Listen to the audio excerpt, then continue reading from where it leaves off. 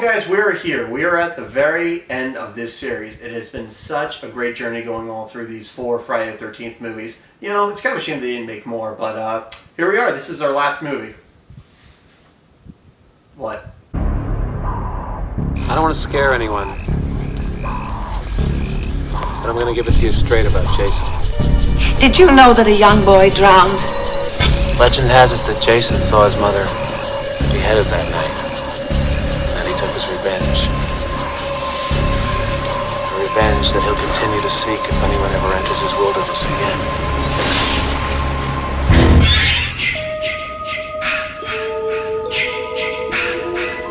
Welcome back, guys, to the Friday the 13th series review. Here we are at Friday the 13th Part 4, the final chapter, which most will say is the best Friday movie of them all. Now, sometimes you'll hear some people say that Part 2, or maybe even Part 3, are the best, but usually you'll have fans say that this is the definitive Friday movie. It's the quintessential Friday the 13th experience. You have, in my opinion, the scariest Jason, you have the most brutal kills, and it just follows the formula in a way that both adheres to it, but also subverts it just enough to keep it from being redundant. Now, it's almost as if the filmmakers heard my complaints about Part 3 and said, "Shut up, asshole," because everything I was missing in Part 3 came back with a vengeance. The atmosphere, the characters, the story, and the mythos of Jason Voorhees. Like I said, this is about as atmospheric of a Friday movie you can get. It doesn't take place in the camp setting still, but the woods are so darkly shot here and create such an ominous tone that I didn't really miss the camp setting like I did in Part 3. Plus, you have probably the most entertaining cast out of any of these movies here, with just a little bit of star power. We have Corey Feldman playing Tommy Jarvis, who was just sort of reaching the peak of his success, the peak of his fame. This was like a little before Goonies and Gremlins and Stand By Me. And then we have Crispin Glover, who of course wouldn't star in Back to the Future until I think the next year. Jason is as brutal, vicious, and just all around terrifying that he probably ever will be. And there's just enough of a psychological backbone to this character that he's not just some kind of generic slasher the way I thought he was in Part 3. And the tension throughout this movie is just constantly being elevated, though there is a very healthy dose of dark humor here. Jesus Christmas! Holy Jesus goddamn! Holy Jesus jumping Christmas shit! By the time we reach the climax, the tension and suspense is just totally unrelenting. Almost totally unrelenting. Like I said, Friday the 13th Part 4 is the quintessential Friday the 13th experience, and because of that, this is the movie I wanted to see the most of this series when I was a kid. It had this allure for me, almost like the sort of cinematic equivalent of cigarettes. It's this sort of rite of passage that's not really good for you, but hey, that makes it all the more interesting. And unlike with Part 3, I wasn't let down by this movie. I saw immediately why it had such a fan base and such a legacy. I mean, people still talk about these movies today, this one in particular. And I think a big reason for its success and its legacy is because even though it adheres to the formula set out by Part 1, it does just enough of its own thing to keep the series interesting, to keep it fresh. First off, we don't just have a final girl here, but we also have a child, a young boy. Having a character like this child, was a very ingenious move, I think, on the filmmaker's part, because he sort of brings a level of innocence to this cast. He brings a very natural likability, and I feel like he raises the stakes with his presence, because now we feel like we might actually lose something. Then we have Tommy's sister, Trish, who basically serves as our final girl. I didn't really think much of this character at first, but she gets a lot more interesting as the movie goes along. Having her be a part of this family dynamic makes her a lot more relatable than your typical final girl, and she puts up a hell of a fight against Jason.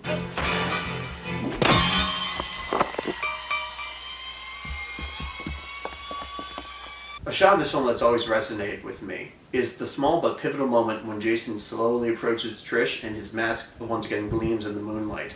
It's a chilling image, and it makes you realize that you're not just watching a slasher movie, but you're watching a scary movie. The priorities of the movies past haven't exactly been to scare us. They've basically been the cinematic equivalent of Funhouse ride. Something pops out, you jump out of your seat, and you're having a good time. And not that this movie isn't extremely entertaining, but the tension, the suspense, and just the atmosphere combined to create an actual horrifying effect on the audience. Ted White, who played Jason, really elevated this role with his experience as a stuntman. I mean, he's just such a physical, imposing force. But Jason is also given some dimension here, and we have another climax, another final confrontation that's as much psychological as it is physical. That's 2 climaxes we've had in this series that are dependent on the psychology of our villain here, Not bad for a series that's supposedly just about stabbing people. Speaking of stabbing people, let's talk about the main cast. The great thing about this cast of characters, and this is where a lot of other slash movies fail, is that you take Jason out of the movie and you still have a very interesting group of people. I mean, you have Crispin Glover here at his downright crispiest. He has never been, I think, more magnetic on the screen than in Friday the 13th Part 4. I mean, just what a unique character they constructed. In that dance scene,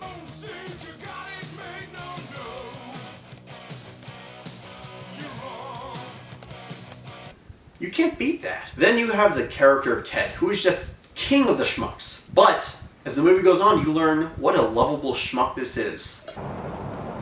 It says you're a dead fuck. And then there are the twins, who are some of the more typical characters. I know guys are really into twins. I don't really get that whole thing. I mean, yeah, there are two of them. But then we also have the very sweet, blossoming romance between the characters of Sarah and Doug. And I think this is one of the more endearing relationships in the franchise. And then we have these two, and they're really, Anyway, we have the character of Rob. Rob, whose sister was killed by Jason in Part 2, is now trying to track him down after Jason's body has disappeared from the morgue. It was a great idea to have this character, a sort of rival for Jason. He was such an interesting element to throw in there. But unfortunately, the character doesn't really amount to much in execution. It's really the idea that's interesting here. And I think, actually, that the remake did this element a little better. But overall, there was a lot of effort put here by everybody to make this cast interesting, to make them entertaining, and to make them likable. When these characters get killed, you do marvel at the special effects, but at the same time, you do sort of get upset. You feel like you lost somebody that you really liked. As much as I hate to admit it, this movie does have problems. I know, nobody likes to talk about that with this movie, but I will make this as quick and painless as I can. So we have two groups of characters here, the Jarvis family and the teens. And while it's nice that this movie has two sets of characters to bounce around, it doesn't become monotonous like some of the other movies do. Unfortunately, this group of characters hardly interacts with each other throughout the movie, and switching back and forth so constantly kind of makes it feel disjointed. It kind of keeps us from really latching on to somebody as strongly as, say, we do with Ginny in Part 2. That's really my main problem with the movie, but of course there are nitpicks here. Like, first off, we never learn how Jason survived that accident in the last movie. And apparently Jason is taken to a hospital where they don't actually check to see if the bodies are dead, they just sort of assume and just throw them in the icebox. And Jason is once again killing people randomly, not because they're entering his grounds, but because they were there and he just doesn't like people. I mean, I don't like people, but I don't think that's a strong enough motivation for your antagonist here. But those are minor issues in the grand scheme of things, and I just love this movie to death. I think it is one of the finest movies the slasher genre has to offer. And again, it's just a shame they didn't make more of these movies because... Oh my god!